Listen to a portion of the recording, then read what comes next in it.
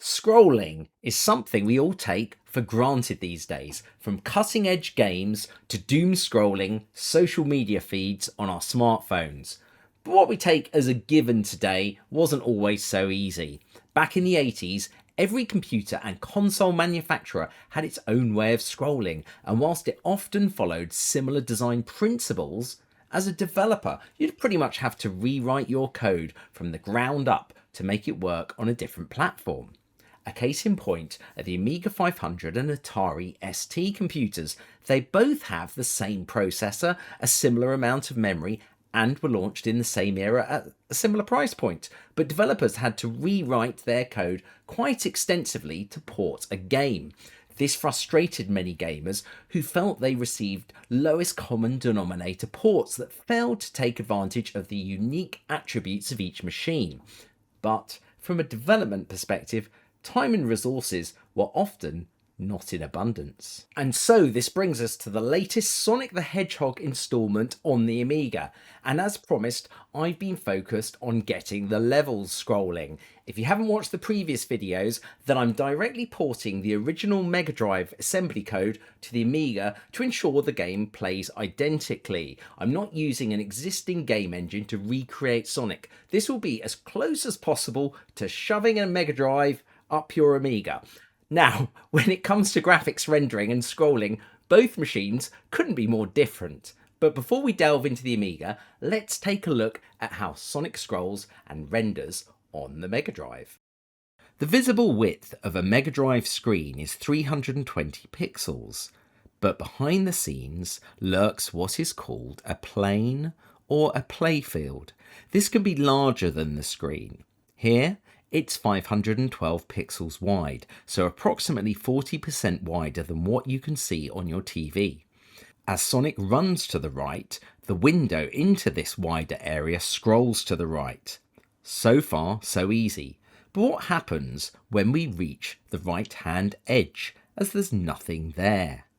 You might expect the playfield to completely refresh with new level data, but that would consume a lot of CPU cycles and memory bandwidth. Fine for a simple game, but not for a fast arcade game like Sonic. Instead, a single new column is drawn to the right of the playfield, and the display wraps around to the beginning.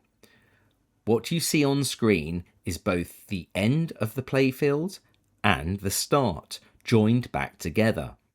On the Mega Drive, the programmer only needs to draw a single new column of tile indices, and the existing data can be left as is. The reason the underlying playfield isn't the size of the entire game level is simply to keep memory size down and the cost of the Mega Drive as low as possible. A similar concept also applies to scrolling vertically. The visible display wraps around the underlying playfield as it scrolls up and down. Put both of these together and you've effectively got 8-way scrolling that's virtually unlimited. The Mega Drive has 2 of these layers. One is used for the background graphics, the other for the foreground. One other cool trick the Mega Drive can perform is a per pixel scanline scroll. Using the Mega Drive emulator Exodus, we can see that each horizontal line can be offset by a unique amount in addition to the overall horizontal scroll. This is used on the water to make it appear dynamic and ensures that unique elements of the background scroll independently. This horizontal offset is even retained when also scrolling vertically.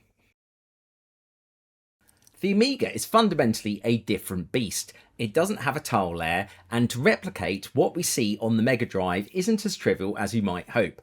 The challenge lies not in getting the main foreground layer scrolling, but both layers independently scrolling simultaneously. Let's consider the differences between the machines. We'll start simple with just one scrolling layer. The wrapping behavior we discussed on the Mega Drive that effectively comes for free needs to be reproduced in software on the Amiga. Let's say we need to scroll downwards slightly in a level. we start rendering the underlying playfield from a vertical offset. But what happens when we reach the bottom of that playfield? It won't automatically wrap around to the start. Instead, we have to write an independent program for the Amiga's coprocessor, the copper. The copper is a very simple processor that can only execute 4 instructions. We create a copper list, again a very simple but timing sensitive set of instructions. The copper is programmed to wait for the hardware to render a particular scanline of the display. Then, as if by magic, mid-frame, the copper instructs the hardware to reset the screen position to the top of the playfield. We do this in a period of the display known as the horizontal blank. This is the period where the electron beam of a CRT screen jumps to the start of the next visible scanline. If we time this right, the end user will be none the wiser that this is going on behind the scenes. But if we get the timing wrong, there will be some almighty screen corruption. So what about the horizontal wrap? Well, the copper is not granular enough to invoke the same technique on a per pixel basis horizontally.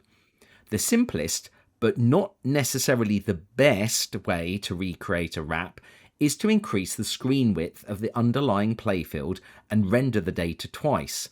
When we reach the edge of the playfield, instead of having to snap back to position 0 and render an entire screen's worth of data, we simply move further to the right than we would have normally expected to do. Because we're rendering in 2 places at once, when we do reach the edge of this larger playfield, we can indeed snap back to X position 0 without redrawing the entire screen again. There are more advanced scrolling methods than this, including the so-called corkscrew method, which eliminates the need to draw everything twice, but I haven't got as far as implementing them yet. It's fair to say the last month has been the most difficult and experimental phase of this project so far. I always knew it would be, but deep down you always hope that things are going to be a little bit easier than you fear and that you might get lucky. Well, I definitely didn't get lucky. The problem was not handling one layer, it was handling both at once. Many Amiga games use the sprite hardware to create a separate background layer whilst retaining transparency between the two. Amiga sprites can actually be as tall as the entire screen, so they can be tiled to create a background effect.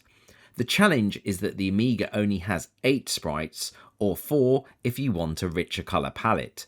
So, to use this technique, the same sprites must be redrawn or reused multiple times on a single scanline. To do this, the copper has to reposition the sprite just before the beam gets to that horizontal position on the screen where the sprite needs to reappear. And then, in the horizontal blank, the sprites can be updated with new graphics data for the next line down. There's some great information about this on the Code Tapper website. This was the first technique I experimented with, but there's a complication. This absolutely pounds the hardware, leaving precious little copper time for anything else.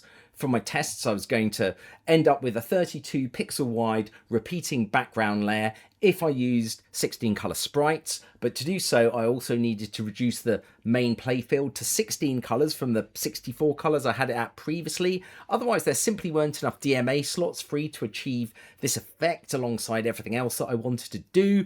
The overall display window may have been more narrow. I was worried whether you could see ahead far enough, as Sonic's quite a fast game. Furthermore, it would mean that using sprites elsewhere was no longer an option. I think this approach is acceptable for an Amiga 500 game, and I may well use it for that version. But this is an A1200 port, and I wanted to see if I could go further and get closer to the richness of the Megadrive. The next technique I tried was the dual playfield mode. On AGA, this limits each playfield to a palette of 16 colours, a similar restriction to the one I'd just encountered with sprites. But it enables the diversity of the original Megadrive background to be recreated because you have 2 standard playfields to manipulate. One major advantage of this mode is that I can also completely recreate the per pixel horizontal offset of the Megadrive and accurately recreate its effects, the scrolling clouds, the parallax style background, and even the water. I'm very happy with how this turned out, and I think it's a cool tech demo. But until I start introducing the missing elements of the game engine, like the Mega Drive style sprites, I'm not going to perform my victory dance yet.